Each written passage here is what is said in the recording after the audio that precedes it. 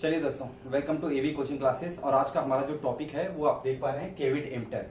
ये क्या थियरी है, इसके अंदर क्या डिटेल्स है वो मैं बताऊंगा, बट इसके पहले थोड़ा सा बेसिक आप लोगों को क्लियर करता हूँ। हमारे पास पहला वर्ड था, हमारे पास मार्केट आया था, हमारे पास जहाँ हम बाइंग एंड सेलिंग करते थे। मार्केट से हमें टेक्निकल वर्ड मिला जिसे हम कहते हैं मार्केटिंग।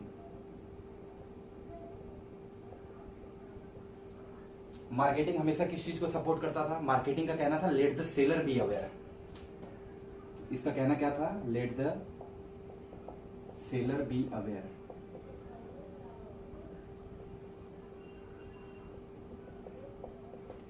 यानी इनडायरेक्टली मार्केटिंग क्या कहना चाहता? मार्केटिंग ये कहना चाहता है कि जब कस्टमर आपके पास गुड्स लेने आता है तो सेलर की रिस्पॉन्सिबिलिटी है कि सेलर अवेयर रहे उस चीज से कि कस्टमर को क्या देना है जो उसके लिए भी बेनिफिशियल है। अपना प्रॉफिट तो उसे देखना ही है सेलर को, बट सेलर को कस्टमर के पॉइंट ऑफ व्यू से भी देखना है, तो रिस्पॉन्सिबिलिटी सेलर की होती थी। बट इसके बाद जब लॉ आया, मार्केटिंग के अंदर जब लॉज बने, तो लॉ ने क्या बोला? Let the buyer be aware, जिसे हम कहते हैं केविट एम्प्टर। तो ये टेक्निकल टर्म में आप सिर्फ इतना याद रखो कि let the buyer be aware, let the buyer be aware. हमारे एग्जाम में जो है केविट एम्प्टर वाला ये जो सेगमेंट है, ये सेगमेंट हमारे एग्जाम में पूछा जाएगा। ये सेगमेंट हमें नहीं पूछता, बट फॉर द इन्फॉर्मेशन आपको ये चीजें पता होनी चाहिए कि मार्केटिंग फोकस करता है कि let the seller be aware, but law focus करता है let the buyer be aware. और इसके अंदर हमारे पास आई केविट एम्प्टर थियरी, जो कि हम बोल सकते हैं ये बायर सपोर्टिव थियरी भी है। Buyer supportive theory.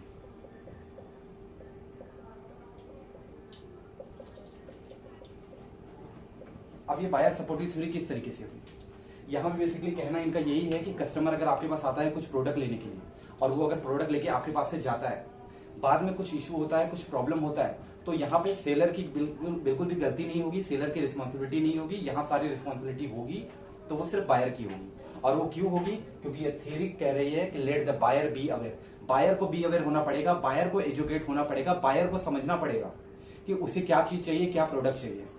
बट इसके अंदर अब ये तो टोटली बायर के हो गया, लेकिन इसमें सेलर का भी बेनिफिट हो रहा है।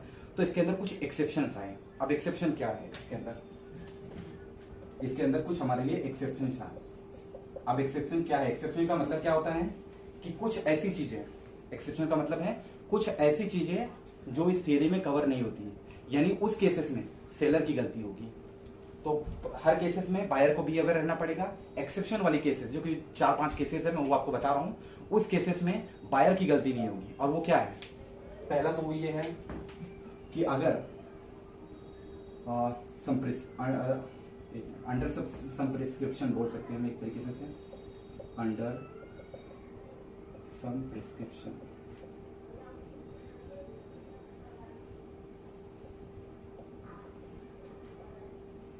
यानी अगर बायर आपके पास आता है और कुछ प्रिस्क्रिप्शन लेके आता है, फॉर एग्जांपल अगर हम मेडिकल पे जाते हैं तो डॉक्टर हमें प्रिस्क्रिप्शन देता है कि ये दवाइयां आपको लेनी है। अब हम मेडिकल पे जा रहे हैं, हमने प्रिस्क्रिप्शन उसे दिखाई, सेलर ने अगर हमें कुछ दूसरी दवा दे दी और हमने उसे यूज कर लिया और उसके बाद में कुछ प्रॉब्लम निकल गई, तो इसमें फिर गलती किसकी होती है? इसमें गलती होती है बायर की, राइट? बिल्कुल नहीं, इसमें गलती होती है सेलर की। मैंने आपको स्टार्टिंग में ही कहा कि एक्सेप्शन नहीं है, और एक्सेप्शन में गलती बायर की नहीं होगी। अगर बायर आपके पास आके प्रिस्क्रिप्शन आपको दिखा रहा है कि मुझे ये चीज चाहिए, अगर वो चीज उसे नहीं मिलती है तो सारी गलती इसमें सेलर की कहलाएगी। दूसरी, इफ बायर परचेज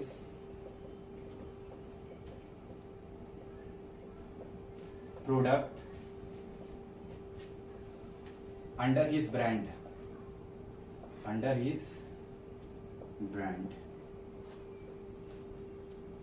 अगर बायर आपको आके बता रहा है कि मुझे ये ब्रांड का प्रोडक्ट चाहिए, फॉर एग्जांपल मुझे अगर एसी चाहिए ऑफिस में लगाने के लिए, मैं दुकान पर आया, मैंने आपको कहा कि मुझे वोल्टास का एसी चाहिए, तो अगर मैंने आपको ब्रांड बताया है उसके बावजूद अगर आपने मुझे गलत दिया है, तो यहाँ पे मिस्टेक किसकी है? यहाँ मिस्टेक सेलर की है।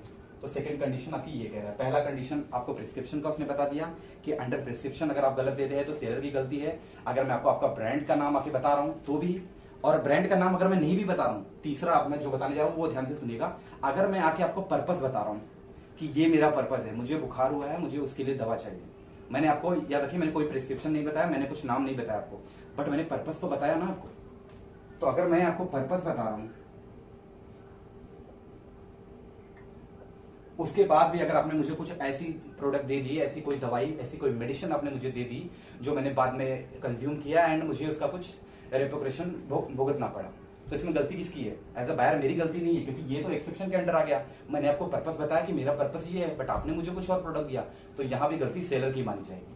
तो ये थर्ड एक्सेप्शन था। अब चौथे पे बात करते हैं थोड़ा सा। ओके, सैंपल हो गया यहाँ पे आपका। चौथा पॉइंट जो दे रहा है अंडर सैंपल बोल सकते हैं, अंडर सैंपल। आई होप ये आप लोगों को दिख रहा होगा स्क्रीन पे।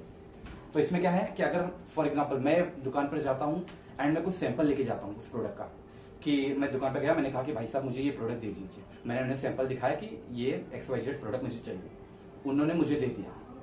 अब मैं इतना एजुकेटेड नहीं हूँ, मुझे वो चीजें नहीं पता कि उन्होंने मुझे सेम ब्रांड का दिया या नहीं दिया। मैंने तो खाली पैकेजिंग देखी, हाँ सेम दिख रहा है, ये मेरा ही प्रोडक्ट होगा, मैंने ले लिया, मैंने उसे कंज्यूम कर लिया, बाद में उसके कुछ रेपोकेशन अगेन मुझे भुगतने पड़े। ये यहाँ पे गलती किसकी होगी? बायर की गलती यहाँ बिल्कुल नहीं होगी, क्योंकि बायर ने तो सैंपल लाके आपको दिखाया ना कि मुझे ये चाहिए, क्योंकि मैं तो अनएजुकेटेड हूँ ना, यहाँ पे आपको अवेयर होना चाहिए था, तो आप वहां पे यहाँ इस केस में सेलर की गलती मानी जाती है। तो 4 अभी तक हमने पढ़ लिए। 4 हमने क्या क्या पढ़े? पहला, अगर मैं प्रिस्क्रिप्शन के अंडर होता हूँ। दूसरा, हमने देख लिया कि अगर मैं प्रोडक्ट आपका परचेज करता हूँ, यहाँ पे पर्पस बता दिया मैंने, यहाँ पे अंडर हिज ब्रांड की बात की थी, और यहाँ पे मैंने बात की है अंडर सैंपल। एक और है आपका, वो मैं आप लोग को दिखा देता हूँ।